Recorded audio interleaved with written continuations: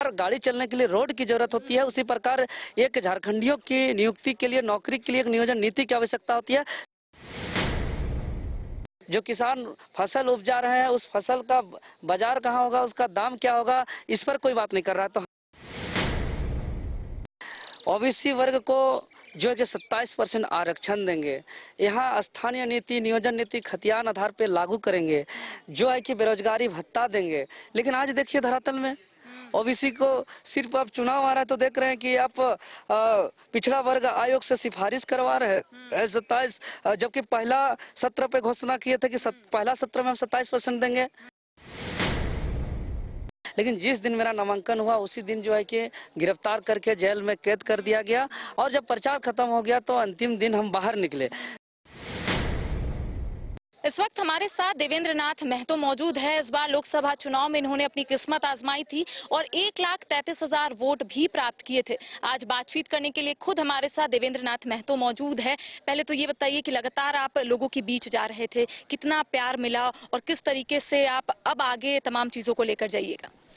ये सबसे पहले तो आपके चैनल के माध्यम से हम बताना चाहेंगे कि जो लगभग 1,33,000 जो वोट मिला, ये आम आवाम के लिए, बाकी लोगों के लिए महज वोट हो सकता है, लेकिन ये मेरे लिए बहुत बड़ा आशीर्वाद है, जन समर्थन है। चूंकि इन्होंने सिर्फ वोट ही नहीं दिया, इन लोगों ने हमारे संगठन के क्रांतिकारी साथियों को रहने का आसरा दिया, पानी पिलाया, खाना खिलाया, दाल चावल, पैसा का सहयोग किया, आशीर्वाद दिया। तो यह बहुत बड़ा जन समर्थन है, यह महज एक वोट नहीं है। अच्छा, एक बात बताइए, लोगों के बीच जा रहे थे, हालांकि उतना टाइम आपको नहीं मिल पाया लोगों के बीच जाने में, तो क्या लगता है चूक यही हुई कि आप लोगों से उतना इंटरैक्ट नहीं कर पाए?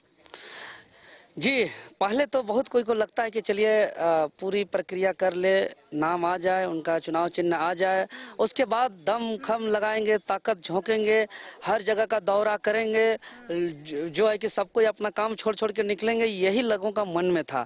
लेकिन जिस दिन मेरा नामांकन हुआ उसी दिन जो है कि गिरफ्तार करके जेल में कैद कर दिया गया, और जब प्रचार खत्म हो गया तो अंतिम दिन हम बाहर निकले। तो जाहिर सा बात है कि जनता से हम दूर रहे तो इसका बड़ा असर पड़ा है। क्योंकि बहुत सारा जो शहरी क्षेत्र का लोग थे, वो लोग निकलने के बाद यही कहे कि हम लोग भी कुछ नहीं कर पाए, आपको खोजा जा रहा था, हम लोग जवाब नहीं दे पा रहे थे, और हम लोग को जब सवाल पूछा जा रहा था आपका नेता जेल में है और आप हम लोग को यहाँ वोट मांग रहे हैं, उसको लेके आइए, उसके बाद मांगिएगा। तो ये सब कहीं ना कहीं इफेक्ट पड़ा है, नहीं तो यह आंकड़ा कुछ और होता, परिणाम कुछ और होता अभी अगर हम फुल टाइम जनता के बीच होते तो। छात्र नेता से आपने शुरुआत की थी, अब कहीं ना कहीं एक ऐसे नेता बन गए हैं जो लोग बोलते हैं कि देवेंद्र नाथ महतो ने ये काम कर दिखाया, वो काम कर दिखाया। किस विजन के साथ इस बार विधानसभा का जो चुनाव होने वाला है, कैसे लोगों के बीच जाइएगा और विजन क्या होगा? देखिए, हमारा विजन बदलेगा नहीं समय के साथ। हमारा विजन वही है, जब एक आम छात्र, अभी भी छात्र ही है, जो आज से पूर्व 1-2 साल पूर्व जो हम एक छात्र के तौर पे जो लड़ाई लड़े कि भाई नियोजन नीति बने समय पर, लेकिन उस वक्त आपने स्ट्रगल किया, अब आपको स्ट्रगल करने की जरूरत नहीं है। आपने इतना काम करके दिखाया है कि अब आप सिर्फ लोगों के बीच जाते हैं तो लोगों को बखूबी से पता है कि देवेंद्र नाथ महतो ये काम कर दिखाएंगे। लेकिन विजन इस बार क्या होगा? क्योंकि लोकसभा चुनाव का विजन आपने अलग रखा होगा, विधानसभा का चुनाव कुछ तो अलग रखा होगा। जी बिल्कुल। जो हम पहला बात तो जो हम लड़ाई लड़े, जो हम आंदोलन किए, उसको अब जो है कि इम्प्लीमेंट में लाना, और इस बात को लेकर के जाएंगे। जो हम सड़क पे उतरते थे भाई, उतर के लड़ाई लड़ते थे कि भाई जिस प्रकार गाड़ी चलने के लिए रोड की जरूरत होती है, उसी प्रकार एक झारखंडियों की नियुक्ति के लिए, नौकरी के लिए एक नियोजन नीति की आवश्यकता होती है। तो अब जो है कि पॉलिटिक्स में आकर के हम नियोजन नीति को अपने कलमों से जो है कि हम लोग पारित करके कानून बनाएंगे, झारखंड के हित और कल्याण के लिए नियोजन नीति। दूसरी बात, समय पर एग्जाम हो, पारदर्शिता से एग्जाम हो, मेधावी छात्रों का चयन हो, इसको लेकर के हम लोग जो है कि परीक्षा कैलेंडर जारी करेंगे। तीसरी बात है कि स्थानीय नीति झारखंडी कौन है, इस पर जो है कि अभी तक पहचान नहीं हुआ, इसका पहचान करेंगे। और झारखंडी जो है कि उसी के आधार पे प्राइवेट सेक्टर हो चाहे गवर्नमेंट सेक्टर हो, प्राथमिकता देंगे नौकरी पे। तीसरी बात, जो जमीन का जो लूट हो रहा है कि भाई आज हर कोई डरा हुआ है, अधिकारी पदाधिकारी लोग कहीं रकबा को जीरो कर देते हैं, कहीं खाता संख्या को जीरो कर देते हैं, कहीं प्लॉट संख्या को जीरो कर देते हैं, पैसा ले दे करके उल्टा पुल्टा चढ़ा करके बाहुबली से जो है कि वहाँ बाउंड्री करके जो है कि लोगों को फ्रॉड जो है कि जमीन हड़पने का काम किया जा रहा है, ऐसा बहुत शिकायत आ रहा है। तो ये सब जो है कि जमीन वाला मामला को पूरा ठीक ठाक करना। तीसरा, किसान हमारे लिए बहुत महत्वपूर्ण है। किसान के लिए आज जो है कि एग्रीकल्चर हब हम लोग का नहीं है। 5 किलो अनाज देने की बात मुख्यमंत्री प्रधानमंत्री बार बार कहते हैं, लेकिन खेत में किसान खेत में पानी आ जाएगा और किसान साल में 4 बार खेती करे, इस पर बात नहीं हो रहा। जो किसान फसल उपजा रहे हैं उस फसल का बाजार कहाँ होगा, उसका दाम क्या होगा, इस पर कोई बात नहीं कर रहा। तो हम लोग बात करेंगे कि 8 महीना जो आपका खेत खाली रहता है, चूंकि कोई घर भाड़ा बनाता है भाड़ा के लिए घर, तो उसका 12 महीना रेंट आता है, लेकिन किसान का खेत में जो है कि 8 महीना खेत खाली रहता है, तो वो 8 महीना कुछ न कुछ देते रहे। इसके लिए हम लोग सालों भर पानी का इंतजाम करने के लिए हम लोग प्रयास करेंगे। जो फसल होगा उसको एक बाजार तक पहुंचाने का काम करेंगे। हम लोग कोऑपरेटिव सोसाइटी बना करके जो है कि पैकेजिंग करके एक बाजार में उचित क्वालिटी के साथ भेजने का काम करेंगे। चेक डैम, नहर, बोरिंग, जिस भी तरीके से हो किसान हम लोग के लिए बहुत महत्वपूर्ण है। मजदूर हमारे लिए बहुत महत्वपूर्ण है, जो शोषण हो रहा है, जो इंडस्ट्री फैक्ट्री में काम कर रहे हैं।